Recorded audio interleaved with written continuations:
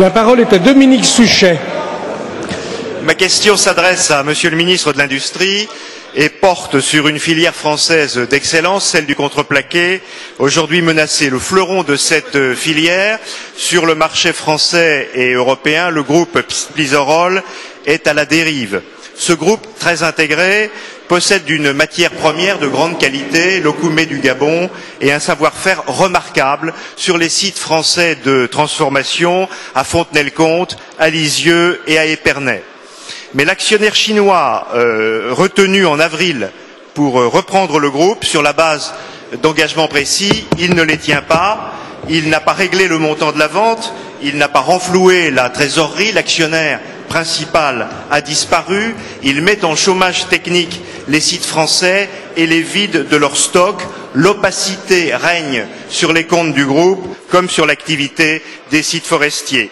Nous ne pouvons pas rester spectateurs devant ce qui est un vrai risque de démantèlement d'une filière française majeure de transformation du bois.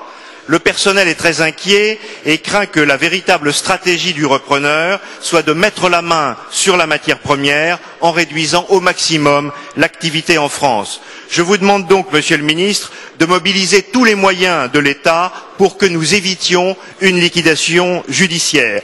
Pour cela, il faut d'urgence exiger du repreneur qu'il rende compte avec précision de l'exécution de ses engagements et s'il a failli, il faut absolument préserver les chances pour de nouveaux repreneurs de donner des perspectives d'avenir à cette filière, en particulier sur le site de Fontenay-le-Comte, dont le bassin d'emploi est globalement en grande difficulté et qui a un besoin vital de voir le groupe Plisorol repartir.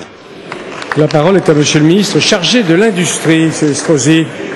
Monsieur le député Dominique Souchet, vous avez raison. Et tout comme vous, je suis très soucieux du devenir de l'entreprise Plisorol, notamment sur le site vendéen. C'est un leader européen du contreplaqué et je sais combien vous êtes mobilisés sur ce sujet avec tous les autres élus vendéens. Je suis d'ailleurs de très près les difficultés des entreprises du bassin d'emploi tant de Fontenay-le-Comte, mais aussi ceux du Calvados et ceux, bien évidemment, de la Marne.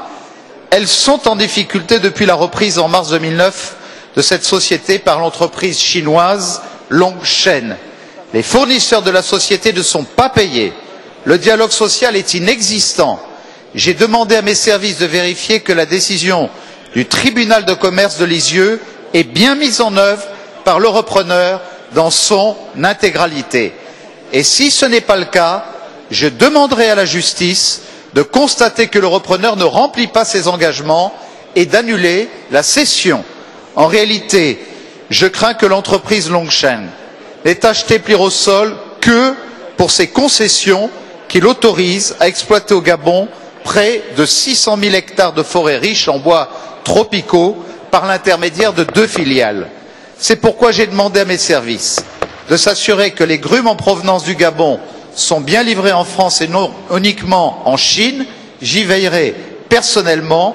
Je veux que tout soit fait pour que la société Plisorol, leader dans son domaine, poursuive son activité et sauve ainsi le plus grand nombre d'emplois possible. Je le dis très clairement ici, il n'est pas admissible qu'un repreneur d'une entreprise française ne respecte pas les engagements qu'il a pris devant le tribunal de commerce.